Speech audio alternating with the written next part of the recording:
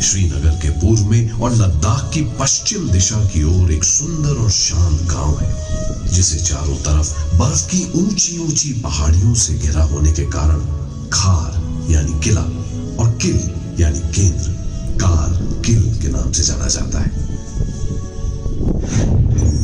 सन 1999 और अचानक पूरी दुनिया ने चौंक कर इस तरफ देखा।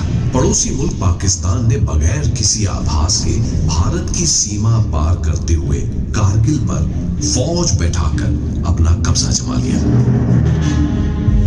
इस काम में पाकिस्तान ने अपने स्पेशल सर्विसेज ग्रुप और 5 से 7 उत्तरी लाइट इन्फेंट्री बटालियनों का इस्तेमाल किया। बड़े ही फख्र से उन्होंने इस षड्यंत्र को नाम दिया ऑपरेशन बद्र।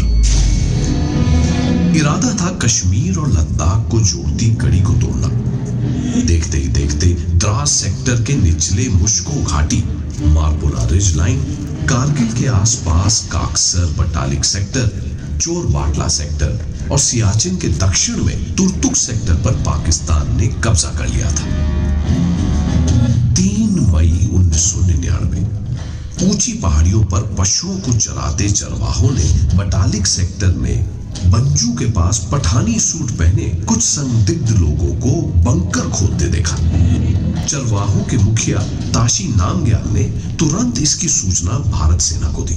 सेना हरकत में आई और पेट्रोलिंग यूनिट ने उन बंकरों पर नजर रखना शुरू किया।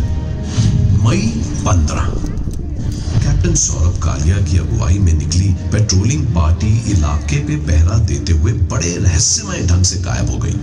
फिर जो बातें सामने आई वो चौंका देने वाली थी। तत्कालीन प्रधानमंत्री श्री अटल बिहारी वाजपेयी पड़ोसी देशों के साथ सद्भावना में विश्वास रखते थे, पर पाकिस्तान के इस छुपकर हमला करने की साजिश से वो अत्यंत क्षुब्ध हो उठे। हम शांति चाहते हैं, ये तो दुनिया ने देखा। अब दुनिया ये देखेगी कि हम शांति की रक्षा के लिए और अपनी शक्ति का भी प्रदर्शन कर सकते हैं। लड़ाई के परिणाम के बारे में भी मेरे मन में कोई संदेह नहीं है। हमारी विजय निश्चित है और हम विजयी होकर दिखाएंगे।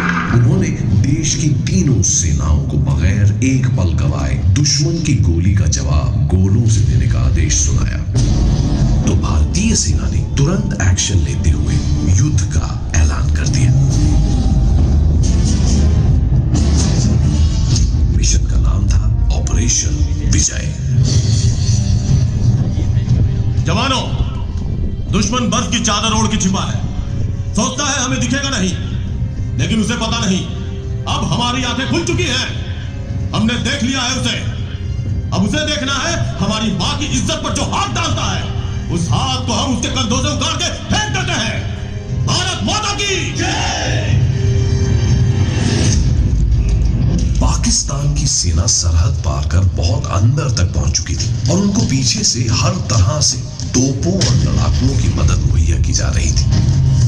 कारगिल, द्रास और बटालिक में दुश्मन को उखाड़ फेंकने की जिम्मेदारी general officer commanding 8 mountain division major general Mohinder Puri के जिम्मे थी। कारगिल में लड़ाई शुरू हो चुकी थी। जनरल वीपी मलिक के नेतृत्व में लड़ी गई कारगिल की जंग अपने आप में एक मिसाल है। मई 1999 अधिकतर सैन्य बल बटालिक, द्रास और मशको घाटी में तैनात थे ताकि हम पाकिस्तानी घुसपैठियों को कुकरताम, खालूबर, तोलोलिंग, टाइगर हिल, पॉइंट 4875 और मशको घाटी से खदेड़ सके। पहली कोशिश थी नेशनल हाईवे के आसपास की चोटियों से दुश्मन को भगाना और अपना अधिकार फिर से स्थापित करना। भारतीय वायु विमान हमले को तैयार थे और ऑपरेशन सफेद सागर के अंतर्गत दुश्मन के ठिकानों को बर्बाद करने को पूरी तरह मुस्तैद।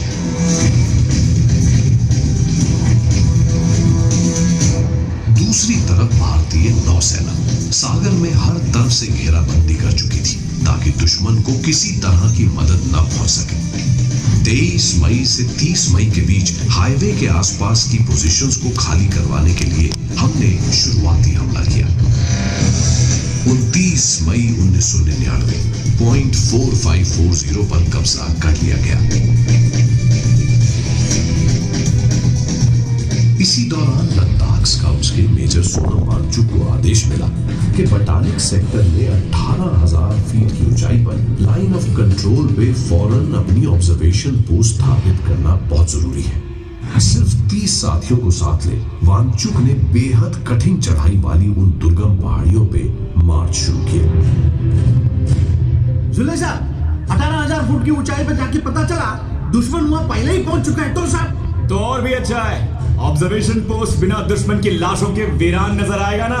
हाँ सर, बिल्कुल सही कहा सर। वैसे भी ऐसा शुभ काम करने से पहले बलि देने की परंपरा है हमारी। देवी माँ को खुश करने के लिए कुछ सिर तो चढ़ाने ही चाहिए ना। हाँ सर, हमारा खुखरी ने भी बहुत टाइम से खून नहीं चखा है सर।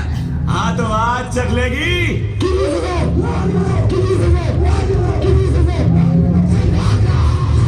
दुश्मन चौकन्ना था। उसे मालूम था भारतीय सेना मौत की परवाह किए बगैर ऊंचाई पर चढ़ने की कोशिश करेगी। अंधाधुंध फायरिंग की गई हमारे जवानों पर। गोलियों की चपेट में एक जवान शहीद भी हो गया। दुश्मन की मौजूदगी का पता चलने के बावजूद मेजर वांगचुक के कदम नहीं रुके। दुश्मन की गोलियों से बचते, पत्थरों की आग में छिपते छिपाते वो आखिरकार रिज लाइन तक पहुंचकर ही माने। मेजर वांगचुक और उनके जवानों ने दुश्मन पर हमला कर दिया। उस दिन खुखरी ने जी भरकर खून पिया। दुश्मन के कई घुसपैठी मारे गए। अपने इस अदम्य साहस, उत्कृष्ट नेतृत्व और कर्तव्य निष्ठा के लिए मेजर सोनम वांगचुक को महावीर चक्र से सम्मानित किया गया। लेकर जान हथेली पर, कतरा कतरा कुर्बान तुझ पर, झुकने न देंगे हम तेरा सर। लेकर जान हथेली पर, कतरा कतरा कुर्बान तुझ पर, झुकने न देंगे हम तेरा सर।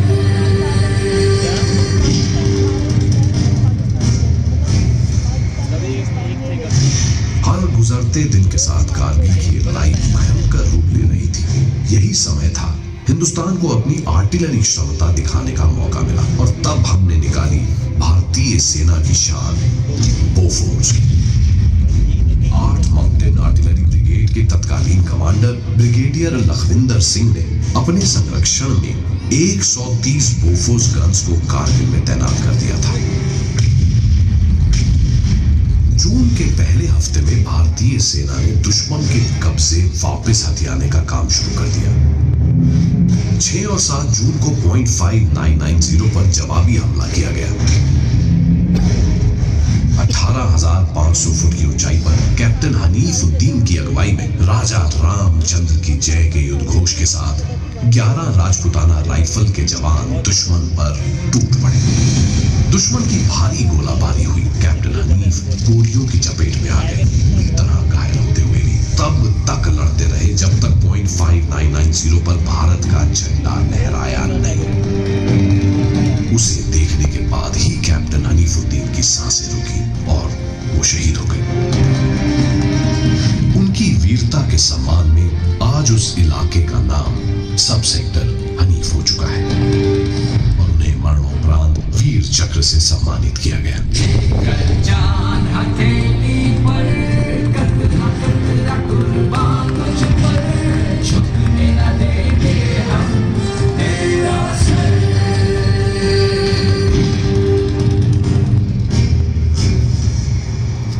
दोनों लिंग कारगिल की अब तक की सबसे ज्यादा खतरनाक लड़ाई है। दोनों लिंग और उसके आसपास के इलाके में ही पाकिस्तान ने सबसे ज्यादा घुसपैठ की थी और यहीं से ऑपरेशन विजय ने एक बेहद निर्णायक मोड़ लिया था। नेशनल हाईवे अभी भी पूरी तरह सुरक्षित नहीं था। नेशनल हाईवे को सुरक्षित करने की जिम्मेदारी 56 माउंटेन ब्रिगेड के कमांडर ब्रिगेडियर अमर ऑल को सौंपी गई। प्लान के मुताबिक कर्नल कुशल ठाकुर कमांडिंग ऑफिसर 18 ग्रेनेडियर्स को दोनों लिंक को कैप्चर करना था। ऐसे में सामने आए 18 ग्रेनेडियर्स के लेफ्टिनेंट कर्नल आर विश्वनाथन और मेजर राजेश अधिकारी। उनका मिशन था अपनी पलटन के साथ लक्ष्य के समीप पहुंचकर दुश्मन से नजरें बचाकर एक कैंप तैयार करना ताकि दुश्मन की जानकारी लगातार मिलती रहे।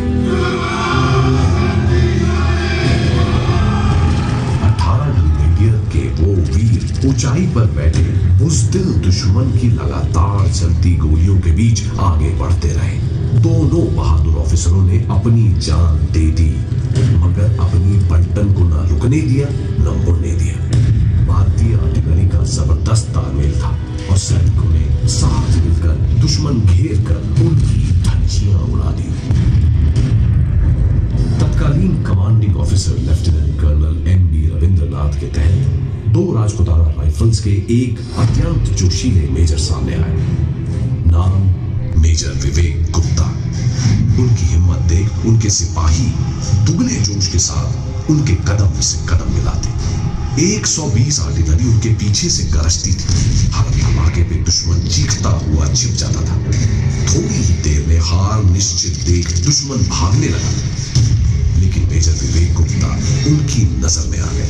13 जून 1999 को तोलो लिंग की पहाड़ी को भारत ने वापस हासिल कर लिया, लेकिन जीत की खुशी को मनाने के लिए मेजर विवेक गुप्ता इस दुनिया में नहीं थे। रणभूमि में शहीद हुए वीरों पर अफसोस नहीं करते, उनकी इस शहादत पे नाज करते हैं।